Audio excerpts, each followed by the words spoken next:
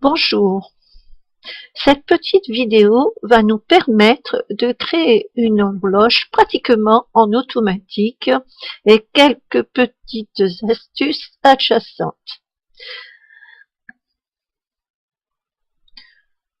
Donc pour commencer, je vais déterminer toujours la taille de mon cadre. Pour moi, je vais choisir 150-240 comme à l'accoutumée et cliquer sur OK. Ici, je vais chercher un fichier de broderie. Donc, pour chercher un fichier de broderie, il faudra cliquer sur Fichier et lier. Et ici, vous aurez tous les fichiers de broderie dans votre dossier. Et cliquez sur OK. Maintenant, mon motif, je vais le centrer. Alors, vous voyez que quand je centre et que je n'assemble pas mes motifs, ils se séparent. Donc, je vais revenir en arrière pour annuler. Je vais cliquer sur tout sélectionner et lier. Donc ici maintenant je peux tranquillement replacer mon motif au centre. Pour créer une horloge, donc je vais cliquer sur Font Engine et ici à votre droite vous verrez un petit rond, insérer une horloge. Donc ici on peut choisir le diamètre. Pour cela je vais bleuir le diamètre et je vais lui dire que je veux un diamètre de 120 ou autre chose, peu importe. Ici, je vais sélectionner nombre arabe et je vais cliquer tout simplement sur OK. Donc, vous voyez, le temps que ça arrive sur ma vidéo. Donc, par rapport à mon motif, évidemment, mon cadre est trop petit. Donc, je vais aller dans Éditer, Set, et sur le menu déroulant, côté gauche de la souris, je vais définir la taille. Donc ici, je vais mettre 140 et je vais cliquer sur OK. Voilà, donc ce sera un peu plus joli. On aurait pu l'augmenter, ne jamais augmenter deux fois votre broderie, autrement vous auriez de drôles de soucis. La broderie sera pas belle. Bon, nous allons garder ceci comme ça. Et pour changer la couleur, je vais cliquer là-dessus, change de couleur, changer la couleur. Donc moi j'ai privilégié déjà une couleur et je vais faire OK. Voici une première façon de créer une horloge. Donc n'oubliez toujours, il faut impérativement sélectionner vos deux motifs. Donc on va sélectionner tout pour pouvoir les enregistrer ensemble et cliquer côté gauche de la souris sur lier. Donc normal. Et on va centrer le motif avant de l'enregistrer. C'est préférable. Donc, vous allez cliquer sur Fichier, Enregistrer sous, définir le format qui convient à votre machine pour broder l'horloge et cliquer sur OK. Et là, je vais enregistrer en motif VIP. Donc là, je ne le fais pas puisque je l'ai déjà fait tout à l'heure. Maintenant, nous allons voir comment créer une horloge avec d'autres chiffres. Donc ici, je vais cliquer toujours sur Font Engine. Je vais recliquer côté gauche de la souris sur l'horloge. Et là, je vais mettre un diamètre de 140. Ici, je vais sélectionner nombre romain, côté gauche de la souris. Je vais cliquer sur OK. Voilà, mes fichiers se créent.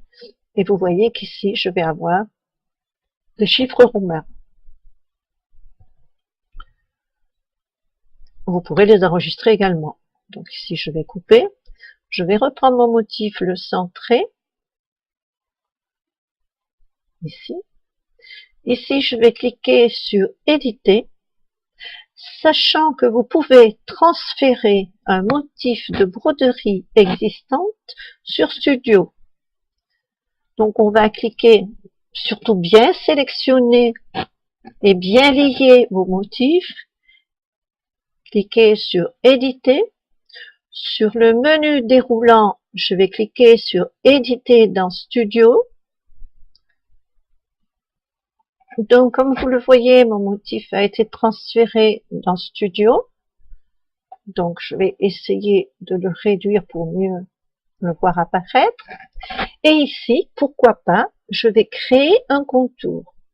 Pour cela, je vais cliquer sur point droit. Je vais positionner ici mon premier point, côté gauche de la souris. Je vais aller dans Forme, côté gauche de la souris.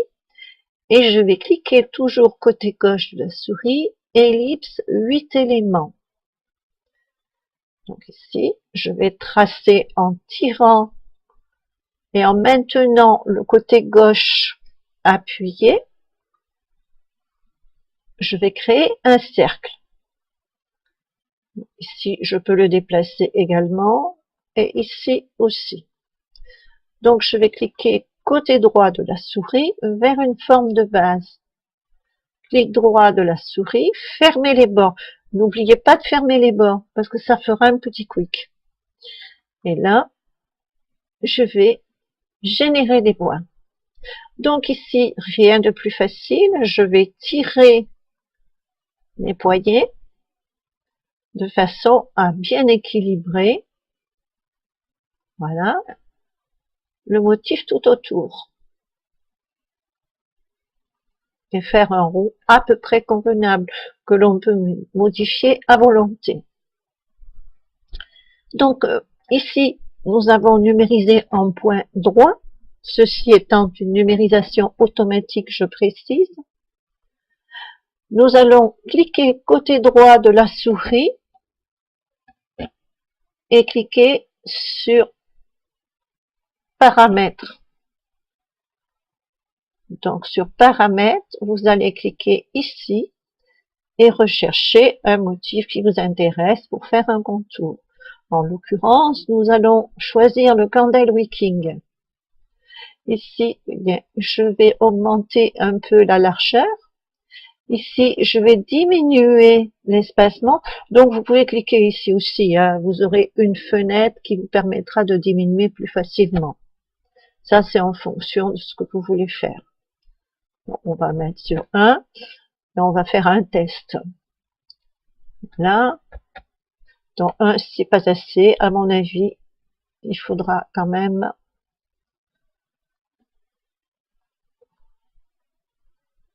mettre 11. 11,00. Voilà. On peut rapprocher également. Et là, je vais faire appliquer. Non, j'ai dit des bêtises.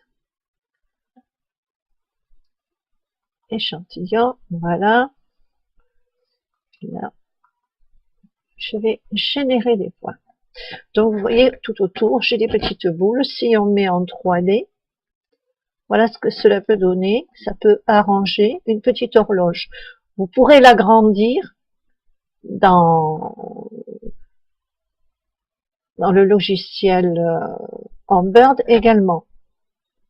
Donc ici, je vais faire motif, enregistrer sous. Je vais enregistrer mon contour de l'horloge, comme j'ai mis ici, et je vais faire OK, enregistrer. Donc là, je le fais pas, puisque vous voyez, je l'ai déjà fait. Donc, et voilà, au transfert, nous aurons des petites boules qui se nomment Candle Wicking. Donc ici, je vais changer la couleur. Change couleur, changer la couleur côté gauche de la souris. Et là, je vais reprendre ma couleur personnalisée. OK. Voilà une autre façon de faire une horloge. Donc ici, je vais revenir sur ce que l'on faisait tout à l'heure. Je vais supprimer tout ceci.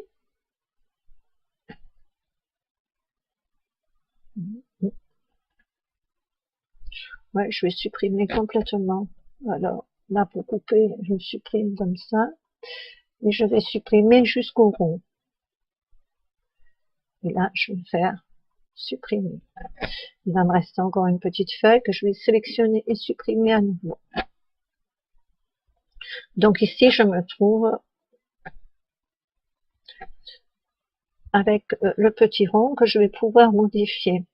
Alors, ce que l'on peut faire, c'est sélectionner celui-ci, convertir, et créer un objet rempli à partir d'un contour. Donc là, je vais faire paramètres.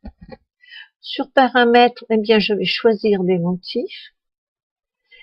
Et là, je vais choisir un motif, ici, qui permettra d'appliquer, qui me permettra de me créer, générer des points, ok. Si je vais en 3D, vous verrez que au fond, j'aurai un appliqué d'un autre motif qui me permettra de mettre mes chiffres pour mon horloge dessus. Donc ici, je vais l'enregistrer. Je vais faire motif, enregistrer sous. Et là, je vais marquer motif fond pour horloge.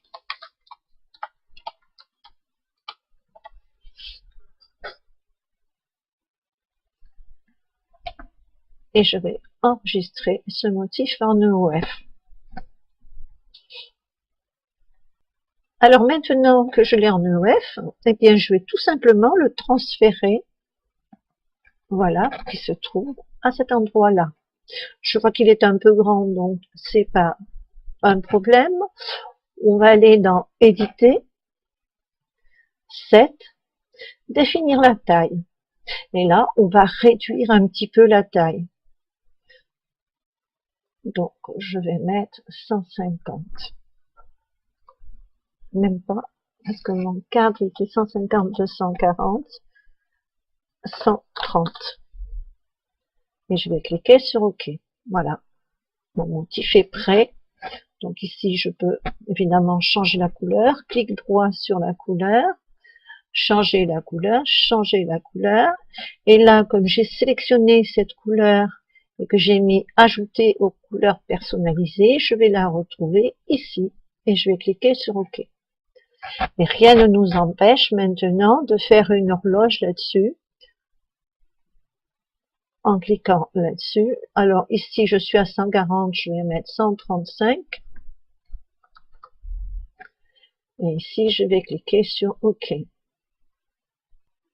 Donc voilà le transfert donc, de l'horloge.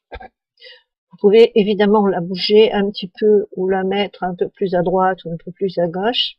Et si vous allez sur du 3D, vous aurez une horloge avec un fond au lieu d'avoir un motif de broderie. Voilà, pour cette vidéo, c'est terminé. Je vous souhaite de bien regarder ce que j'ai fait et de réussir et peut-être de créer votre propre horloge. À bientôt!